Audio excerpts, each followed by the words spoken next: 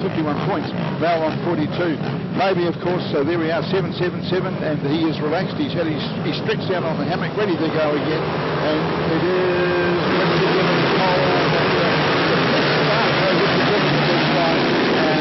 Val Mitchell Thomas right in behind him there, first and second, and Toby Summers getting caught up in the 5 o'clock traffic world right behind him, but they'll sort themselves out into Indian Pole very, very quickly on the small circuit. Spectacular motorsport action here, and it is all about the top three up there, I'm pretty sure of that. A couple of others we've seen performing of more recent times. There's Lewis Way, who has really come into his own. Simon Dibbon on the 910 bike as well, but I think most of the action is going to be there. John Oliver as well, don't discount him. Most of the action is about what we're going to see right now in front of us.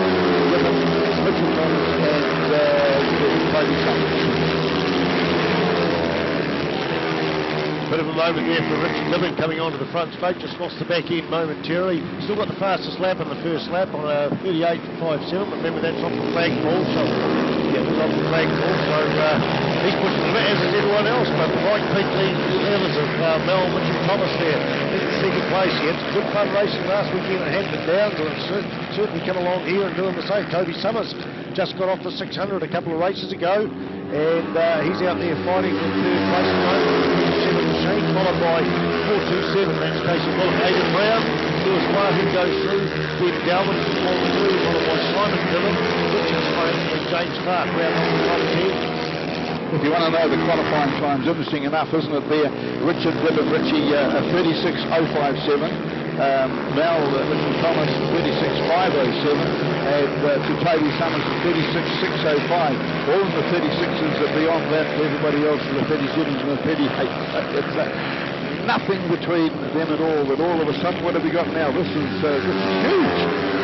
Toby Summers come up on the inside of Mel Mitchell Thomas, and they ended up touching lock and handlebars. So it was Toby Summers has got it through there along the front straight.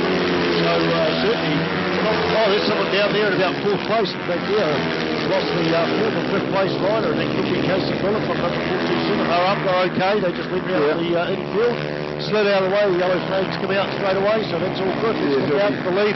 In fact, more importantly, for the second place. In fact, Toby Summers has gone down. I was just looking over there. The commentator's first baby lost the front end, got out of it cleanly. He's back up on his bike, and he's back on the road now. He's back up on his bike, back on his road. Oh, I don't think he's allowed to rejoin the race. I think this is a bit of a naughty thing to do. You're out of the race.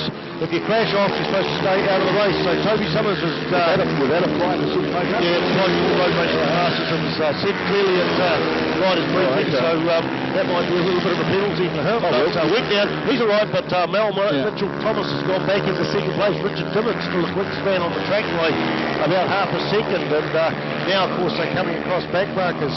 It's all plenty of action. Reverse circuit there, and they're only going down the front straight, turning off into the lay-by. Actually, the lay-by there, they take a sharp left-hander and turn off into the lay-by and then back in through the Essex. So the lap times are around the 36 mark. Yes, and as you said before, it'll be interesting to see now. Toby Summers, he's still staying in there with the others. Whether he's allowed to or not, I guess that's an important point, but it'll be interesting to see him make his way through that field again. Because this is where Toby's motorcycle racing career began, off-road racing, before we saw him in 600 Supersport riding, and I think he's not out there at all at the moment, is he? Just looking quickly through the field, going through the midfield S's. We're seeing the two, first and second. That's the points table lead ahead of us at the moment as well. In fact, that points table, as I mentioned before as well, out of Hampton Downs in round 1 for SuperMotor. Yes, I can.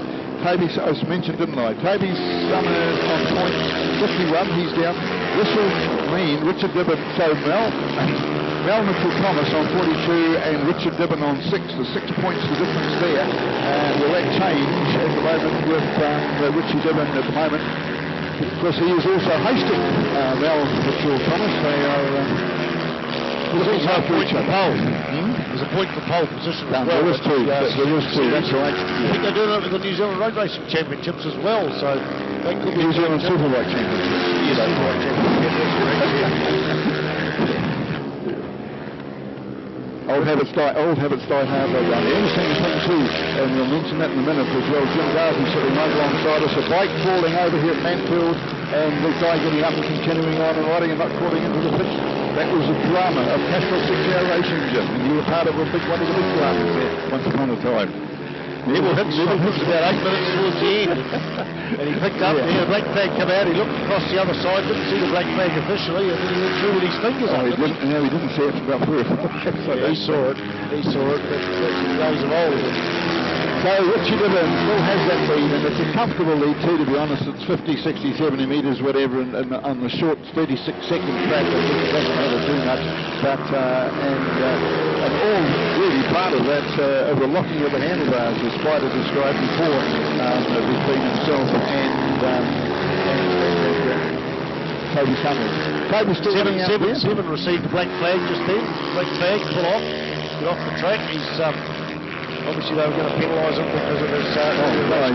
Well, that's Toby Summers, of course. He's got the flag, has he? He got the flag. He's coming out again. There it is, twice.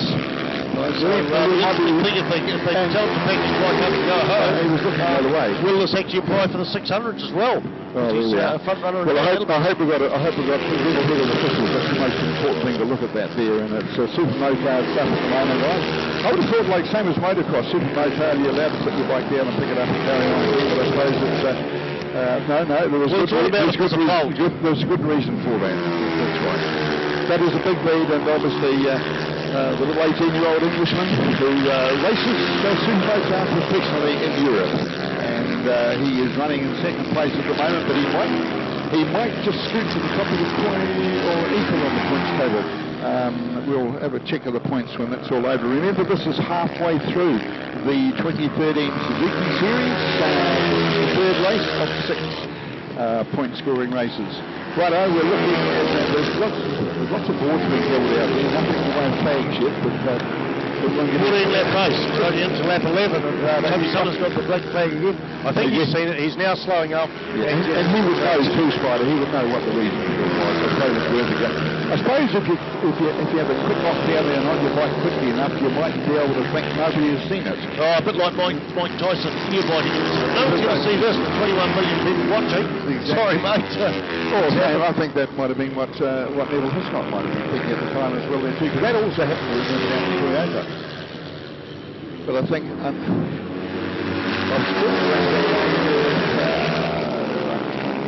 Alan Collison, and we saw it because it was part of a dramatic couple of 10-20 minutes towards the end of the race, so obviously everybody saw it, but yes, it was huge drama. The moment they all the drama that I thought was going to be part of the action here is basically ebbed because Richie Dibben, a very confident lead, and again determined, came to take out a championship, and of course Wanganui very strong in super motard riding as well there too. There's some there's some top competitors there. In fact, I see there's Tony Hurany, who's other sport is sidecar swinging in speedway, which is something just a little wee bit different, and now out there riding with the big C, the Honda.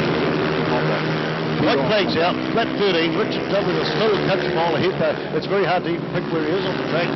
Easy to pick Mitchell Thomas because he's got the bright pink uppers on his leathers, blue with bright pink upper leathers, and he's sitting there in second spot at the moment with about 7 seconds between them. So here we go, down the front straight. Here comes Richard Dibben, number 1, and he is on the Silicon Engineers Dyno Lab sponsored bike. Dyno Lab is owned by Greg Hayden.